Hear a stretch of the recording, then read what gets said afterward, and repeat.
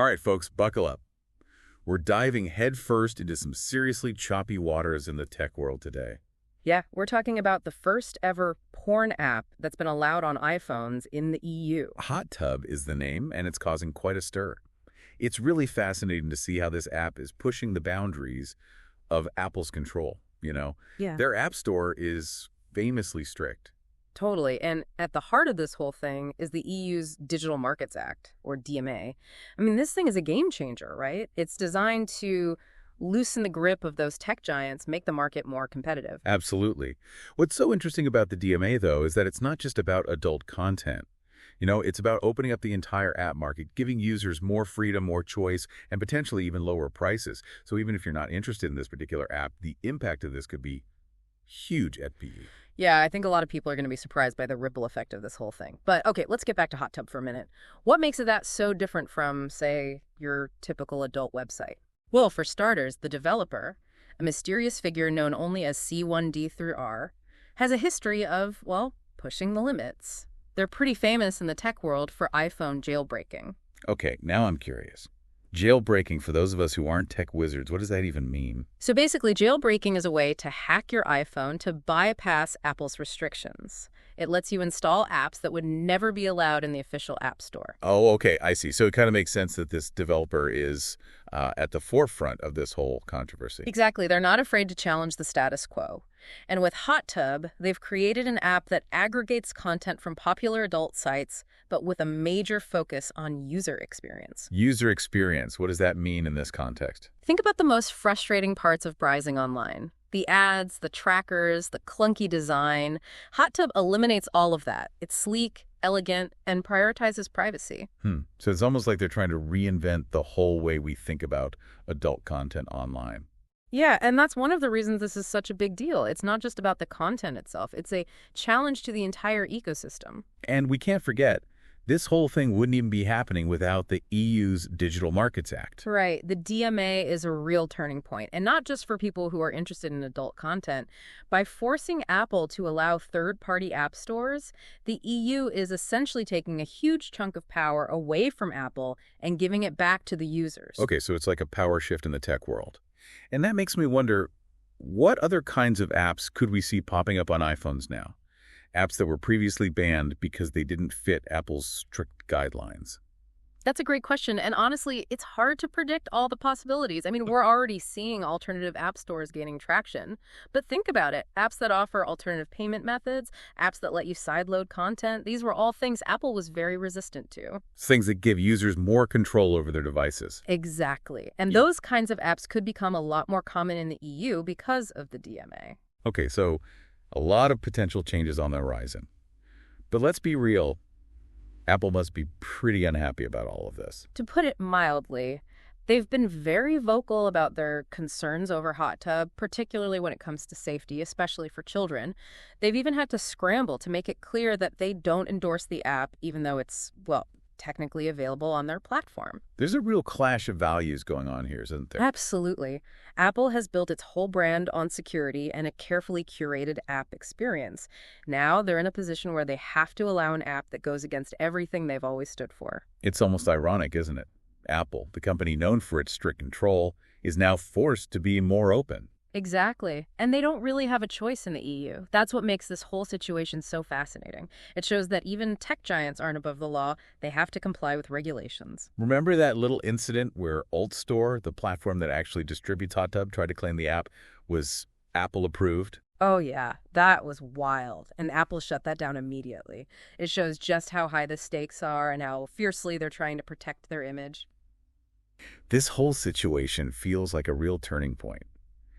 So what does this all mean for the future of iOS? Is this the beginning of the end for Apple's tight control over the App Store? That's the million-dollar question, isn't it? Yeah. This has definitely opened up a whole can of worms, and the implications are huge. We were just talking about that clash, between Apple and the EU.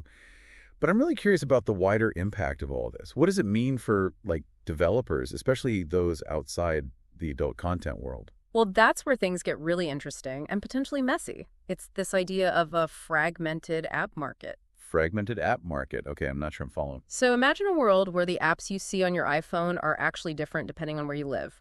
Like an app that's totally fine in the EU, maybe because of more relaxed content rules, could be completely banned in another region with stricter guidelines. Wait, so my phone could be totally different from someone else's just because we're in different countries? Exactly. Think about what that means for developers. They might have to create like multiple versions of their app to comply with all these different regional Oh, rules. wow, yeah. That sounds like a logistical nightmare. More work, more complexity, and probably higher costs for everyone involved. Right. And it could be super confusing for users too. Like imagine traveling and suddenly realizing your favorite app isn't available or it works differently than you're used to. It's kind of like assuming your credit card works everywhere and then getting hit with a huge foreign transaction fee. Yeah, that's a good analogy. And then there's the whole privacy issue. If Apple's control over the App Store weakens, how do we know our data is still protected? Right, that's a big concern for me Mm. too. I mean, we've all heard those horror stories about data breaches and privacy violations. It makes you wonder.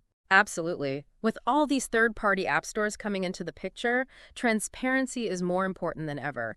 Users need to know exactly what data is being collected, what security measures are in place, how their privacy is actually being protected. It's like checking the ingredients list on a food label, right? Yeah. We need to know what we're consuming, even in the digital world. Exactly. It's not just about having more apps. We need a whole new system of trust and accountability in this more open environment. So it's a balancing act, isn't it? More choice is great, but not if it comes at the cost of our privacy and security. Exactly. That's where critical thinking comes in. As users, we need to be proactive, informed, and really think about our digital well-being. We need to actually read those privacy policies, scrutinize app permissions, and make conscious choices about the data we're sharing. It's like the old saying, buyer beware, right? But in this case, it's user beware. Exactly. We can't just assume Apple or any other company will protect us. We have to be savvy digital citizens and advocate for our own privacy. But let's be realistic for a minute. Apple's a huge corporation with tons of resources. Do you really think they're just going to sit back and watch all this happen? Oh, I wouldn't underestimate Apple. They're incredibly innovative and adaptable. I mean, they could explore legal challenges, lobby for changes in regulations, even develop new technologies that let them maintain some control within these new rules. So it's like a chess match, Yeah. with Apple and the EU making strategic moves and counter moves. Exactly. And we, the users, are kind of caught in the middle, watching it all unfold and trying to figure out who's going to win and what it all means for our digital lives. It's exciting and a little bit nerve-wracking at the same time. Yeah. It feels like we're on the edge of a major shift in how we interact with technology. We are. And honestly, who knows what the future holds? This could be just the beginning of a much larger transformation of the entire digital landscape. Okay, I have to ask, you've painted a pretty intense picture of all the potential problems. But is there anything positive that could come from a more open app ecosystem? Oh, absolutely. It's easy to focus on the risks, but there are definitely potential benefits too. So let's put on our optimistic hats for a second. What are the upsides of a more competitive app market? Well, for one thing, increased competition can be a huge driver of innovation.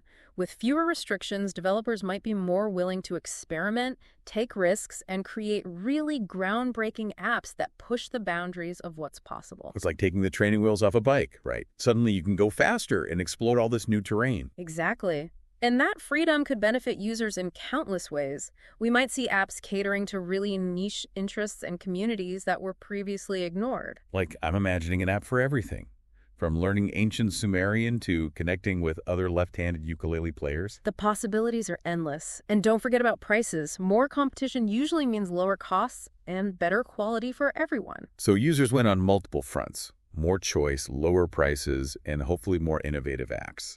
But how do we find that sweet spot, that balance between openness and regulation? That's the million-dollar question, isn't it? It's like walking a tightrope.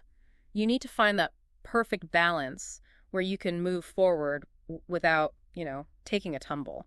So what would that look like in the real world? It requires collaboration and compromise. Developers, regulators, and users all need to work together to shape the app ecosystem in a way that benefits everyone. So it's bigger than just Apple and the EU. It's about all of us working together. Exactly. It's a shared responsibility to make sure technology actually serves humanity, not the other way around. Okay, we've covered a lot of ground today. From the specifics of this hot tub controversy to the broader implications for the future of the app ecosystem. But before we wrap up, I think we need to talk about the elephant in the room, the human factor. Yes. The often overlooked but ultimately decisive element. Because at the end of the day, technology is just a tool.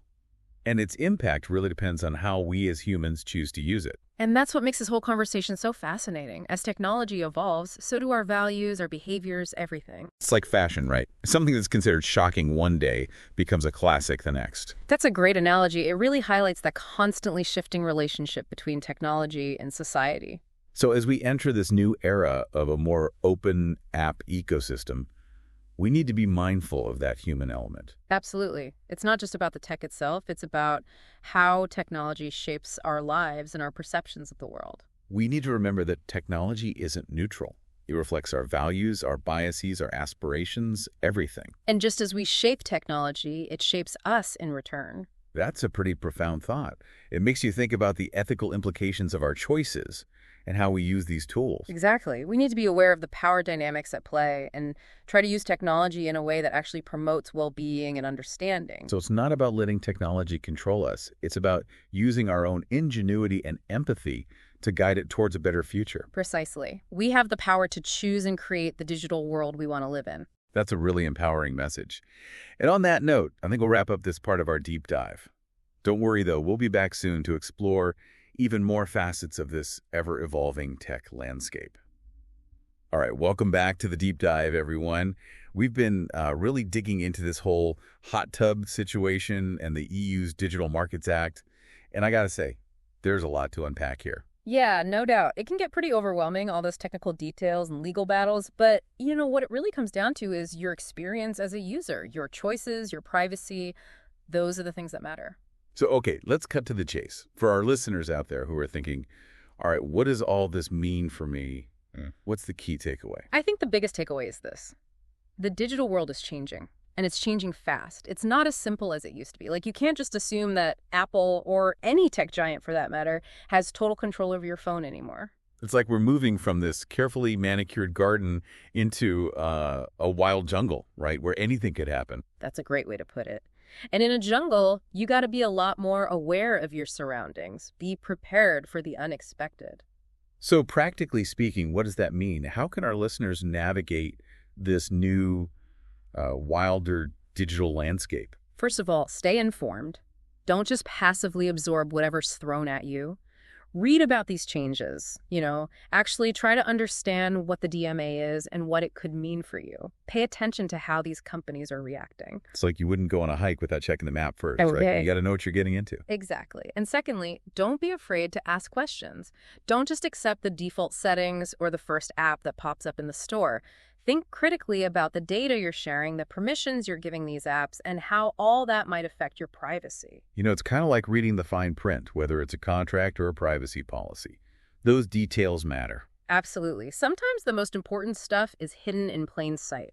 And finally, remember that you have a voice. If you're concerned about privacy, about having more choice, about the power of these tech giants, speak up. Let those companies know what you think. Let regulators know what you expect from them. Don't underestimate your own power, You can be a part of shaping the future of this whole digital world. That's a pretty powerful message. So to wrap things up, this whole hot tub thing might seem like just a weird little controversy at first, but really it's a glimpse into a much bigger shift happening in the tech world. Yeah, a shift towards more openness, more competition, and potentially more power in the hands of users. And whether that ultimately leads to a better experience or a worse one, well, that's still up in the air. It depends on all of us, the developers, the regulators, and the users, making informed choices and working together. Couldn't have said it better myself. So that's our deep dive into the hot tub controversy. We hope this has given you some things to think about, maybe even inspired you to take a more active role in shaping your own digital world. Absolutely. Until next time, stay curious, stay engaged. And thanks for listening to The Deep Dive.